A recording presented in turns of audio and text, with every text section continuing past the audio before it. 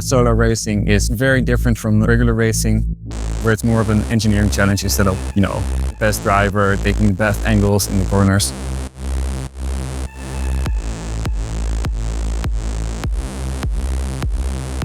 How is your Nuna 13 journey so far? Been really exciting, lots of stuff happening so far. Right now we're busy designing our new car for the 2025 World Solar Challenge, and we've been working on it steadily since August of this year. First off, we had a design. We need to make sure our car had the most aerodynamic shape possible. And right now we're entering our production phase, so we're really trying to build the car right now. So part of our team is in Friesland, and part of our team is in the office, still making all of the final adjustments to the design. And the physical building part. The physical building part. Actually seeing something coming together is really cool. We designed it with lots of hours in it, sweat and tears. Why is sustainable technology important to you guys? I mean, it's a mix of both, obviously. There's a lot of Formula One fanatics in our team. But at the same time, solar racing is very different from regular racing, where it's more of an engineering challenge instead of, the best driver taking the best angles in the corners. So I think most of us are in it mostly for the engineering part. And it is an incredible challenge for us. You have really tight design constraints. You need to go up against some really good teams. That's where the challenge for us lies. So as a team, what we really value is inspiring other people as well on sustainability. So showing the world what's possible with the newest technologies and what we as a student team can achieve. So I think that's quite amazing. And we also try to inspire the next generation. So we go to the schools to talk about our project, but we also go to different companies and tell them about what we're doing, how they can contribute to a more sustainable world. Why is inspiring people important for you guys? What really is important to us is contributing something positive to the world. And of course, sustainability is one of the biggest challenges of our time, and also not always the adequate amount of resources go to it. So what we try to show the world is that even with today's technologies, a lot is possible, and we try to put a bit of optimism into the world and show everyone what we can achieve right now and get a bit of optimism also about the future. Same for me. There's a lot of climate negativism. There's people who are saying we're screwed, it's all gonna go wrong, and I feel differently about that. It's a huge challenge. It's something we need to put a lot of effort into, but it is very doable if you just invest. What do you find cool about working on CFD related problems? Our car has to be very aerodynamic. Our energy use is about 2/3 is about from the aerodynamic drag alone. So we try to streamline our car as much as possible. So using CFDs, we can analyze our car and think of design decisions that influence it and improve our aerodynamics of the car, and thus build the most efficient solar car.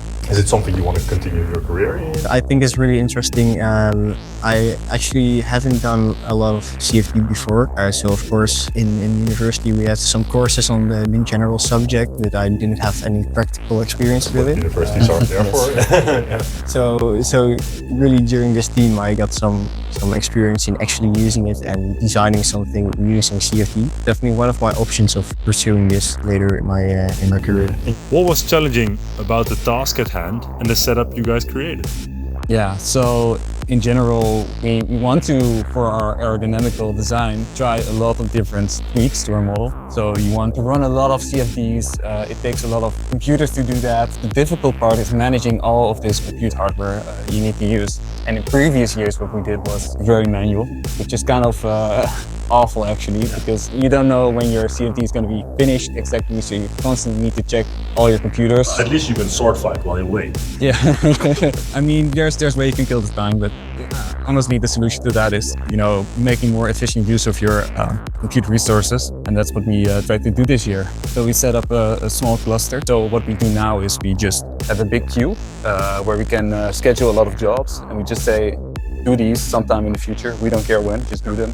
And then it is scheduled on the different servers we have available to us. And then finishing it is like some form of convergence has happened, right? There's an amount of convergence that needs to happen before. Yeah, so of course during our race, which has been moved forward by 2 months. So for us here, even more so than previous years, the time is really a key factor. So working more efficiently has been even more important than it has been in the past. And any big issues or challenges? I think just getting the general setup and all the programs you need running was kind of the most difficult part. Once you have everything installed, and once you know how to get files from one place to the other, it kind of starts working on its own. But yeah, like figuring out everything and making sure that it's all automated, that's kind of a little bit difficult. Especially when your CFD sometimes takes long to run. So you're starting it, you're doing a test run, and then a few hours later you might notice, oh, I failed because I messed something up. So that was kind of the difficult part. What's next? Currently, we're still designing, so our mechanical engineers are busy still doing the mechanical stuff. And then once that's all finished and the car is actually done, then we build the car, then we're going to the test phase. We test everything in our car.